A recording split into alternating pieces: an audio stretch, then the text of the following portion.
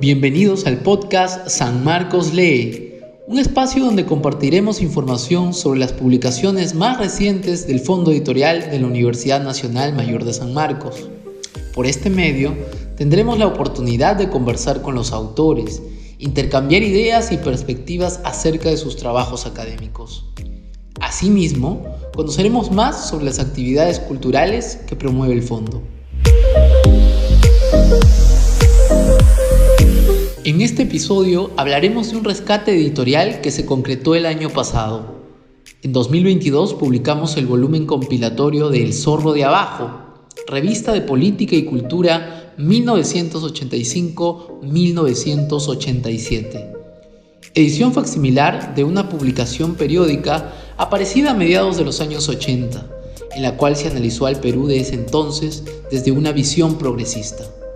Destacados intelectuales escribieron en las páginas de aquellos 7 números. Solo por dar un nombre, el desaparecido antropólogo Carlos Iván de Gregori fue quien dirigió la publicación. El sociólogo Sinesio López, director adjunto de la revista, nos recibió en su casa para conversar de la importancia de la misma, su gestación y las reflexiones que se dieron en sus páginas. Acompáñenme. ¿Cómo está, doctor Sinesio? Empiezo con una pregunta un tanto contextual. ¿Cuál fue la marca distintiva de la revista El Zorro de Abajo en relación al momento social en la que empezó a publicarse? Bueno, yo creo que es una revista muy innovadora dentro del campo de la izquierda, digamos, ¿no? Aparece en una coyuntura muy especial, ¿no? Donde se combina mucho la democracia con la guerra, ¿no? Con la guerra interna. Entonces, claro, la democracia deja de ser democracia propiamente y se transforma en una especie de semidemocracia o democradura, ¿no? No pueden coexistir guerra política y democracia. Bueno, pero esa es la peculiaridad. Al mismo tiempo, es una coyuntura donde hay una crisis ya del marxismo y entonces nosotros asumimos esa crisis y miramos hacia adelante qué es lo que puede pasar, ¿no? De tal manera que entonces la revista tenía esa mirada, digamos, innovadora, pero al mismo tiempo era una reflexión sobre el Perú, ¿no? Una reflexión sobre el Perú desde distintos ángulos, porque era una revista, digamos, política, cultural, ¿no? Social, en fin, que quería mirar al Perú de ese momento desde diversas perspectivas, digamos, de análisis, y al mismo tiempo asumiendo toda la coyuntura muy complicada que se vivía entonces, ¿no? No te olvides que vivimos la época del terrorismo, la coyuntura de crítica del terrorismo, de la hiperinflación que se venía también, aunque nosotros todavía no vivimos en ese momento de inflación, nosotros desaparecimos antes, pero porque la revista sale a mitad de la década del 80 más o menos, ¿no? Pero ya veíamos el gran problema, el drama que se venía, digamos, con un populismo desbocado como el de García. Entonces, y luego la crisis de gran representación política que se inicia ya también. Era evidente que los partidos comenzaban a trastabillar, hasta que el 89 apareció con claridad ya la crisis, ¿no? Y gracias a eso después viene la elección de Fujimori y el golpe, ¿no? Bueno, pero esa es la coyuntura, ¿no? Donde tú tienes el Partido Socialdemócrata más fuerte, que es el caso del APRA, tienes la izquierda más fuerte también, que es la Izquierda Unida, ¿no? Y hay un movimiento popular poderoso, fuerte, pero al mismo tiempo tienes terrorismo, ¿no? Entonces esa es una coyuntura difícil, ¿no es cierto? Y yo creo que todos los que escribieron allí eran destacados intelectuales, ¿no? En general de izquierda, pero no necesariamente todos militantes, digamos, ¿no? Sino de un pensamiento progresista, ¿no? y muchos obviamente dentro de un marxismo innovador, como ya he dicho, ¿no? Básicamente gramsciano, digamos, ¿no? Y yo creo que la izquierda de hoy va a encontrar muchos elementos de inspiración en esa revista. Sería bueno que todo el mundo lo lea, no solamente gente de izquierda, sino gente que estudia en las universidades, ¿no?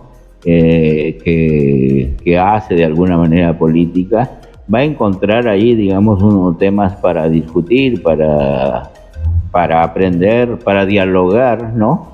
Una buena revista, un buen libro es tal, si es que después de terminar de leerlo ya no somos los mismos, digamos, ¿no? Algo hemos cambiado. Uno de los elementos más interesantes que tenía la revista eran los debates que se daban en sus páginas. ¿Concibieron ellos desde su gestación?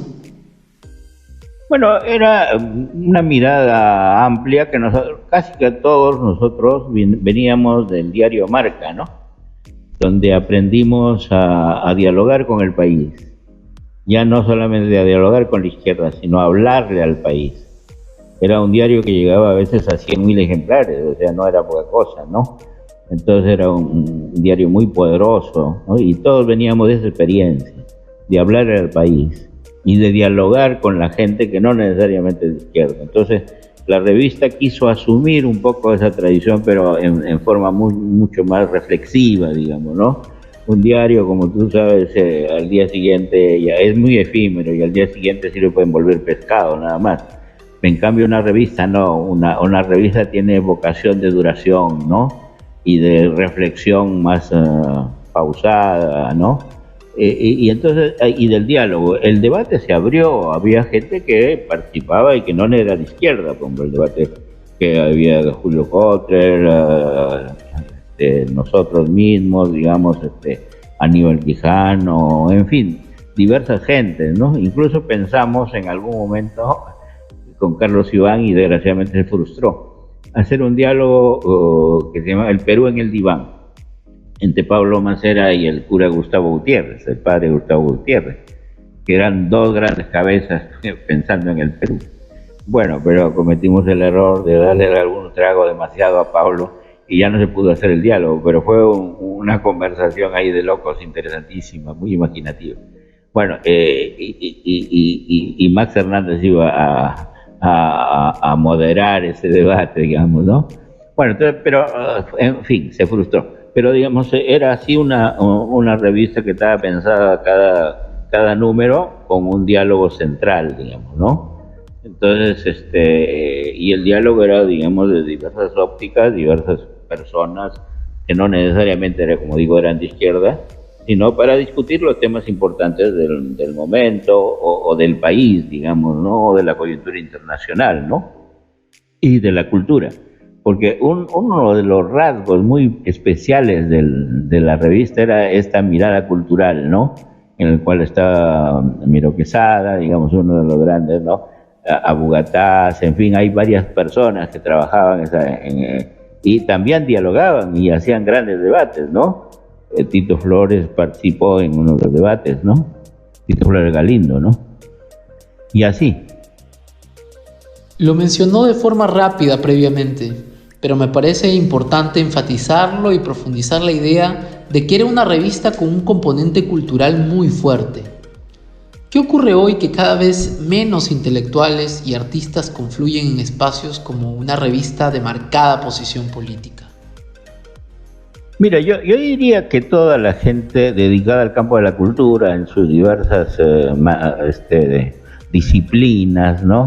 La literatura, la pintura, en fin, la escultura, ¿no? La poesía, digamos, todos los cultivadores de estas artes eran gente muy comprometida, digamos, y quería dialogar y discutir, y era más,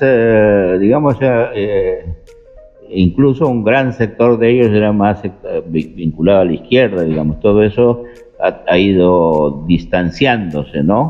Hoy hay una distancia muy grande entre el mundo intelectual y el mundo político, ¿no?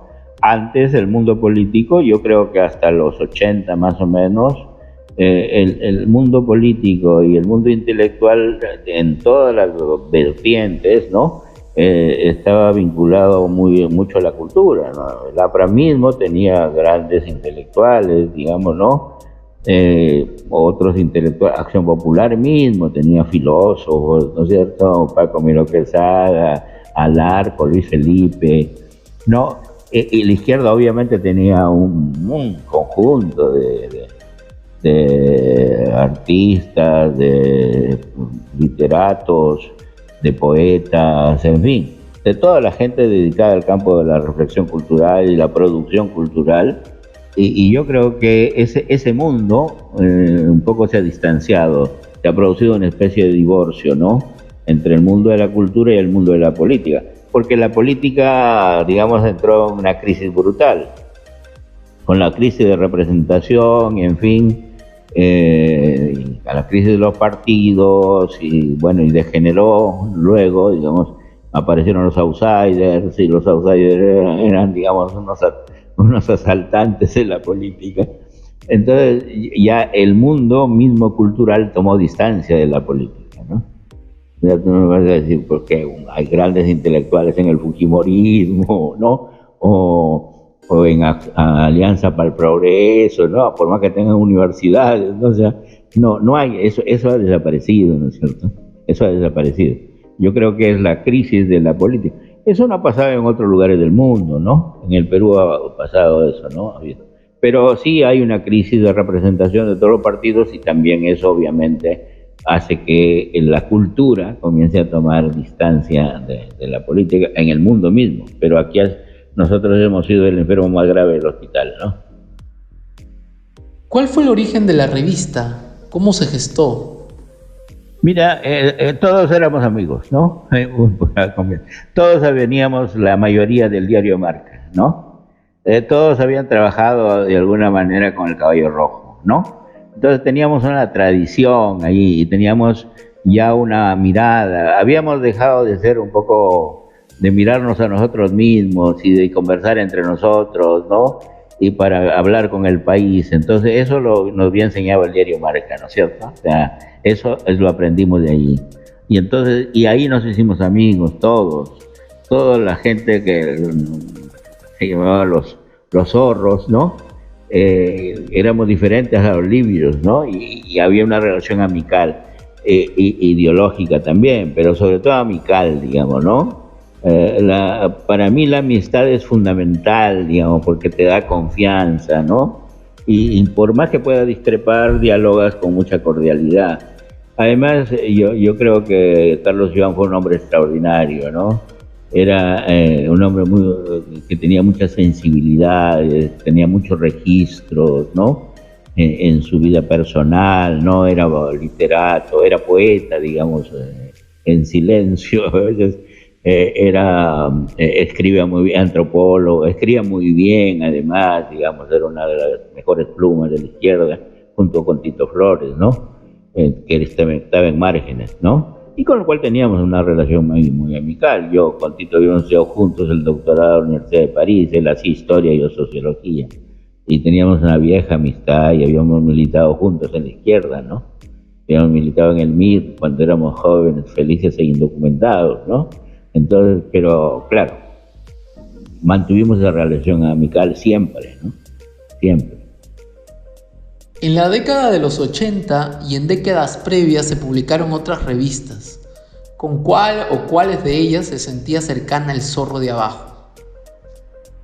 Bueno, una revista interesante de la época y que tuvo más duración, incluso con nosotros, sacó mucho más números, fue Márgenes, que dirigía Alberto Flores de Galindo, ¿no? Y fue muy creativa también, ¿no?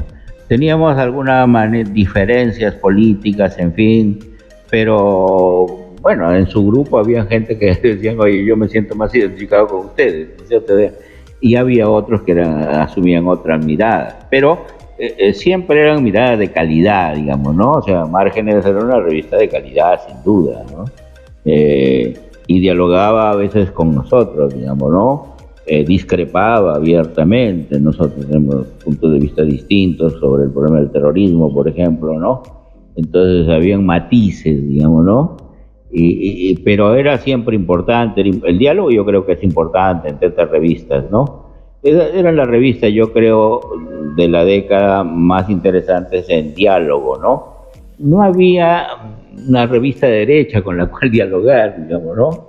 Como que la derecha perdió los intelectuales, digamos, en 1920, ¿no? Entre 1900 y 1920 tuvo los mejores intelectuales, pero después desaparecieron, ¿no?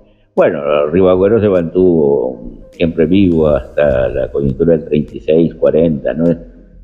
Pero ya era fascista, ¿no? O sea, la derecha perdió esa mirada, ya no había revistas con las cuales dialogar en el campo de la derecha, ¿no? Ni en los mismos diarios era posible, digamos, ¿no? Pero con márgenes sí. Y eran revistas todas situadas en el campo de la izquierda. Nosotros un poco más moderados, los márgenes un poquito más radical, ¿no?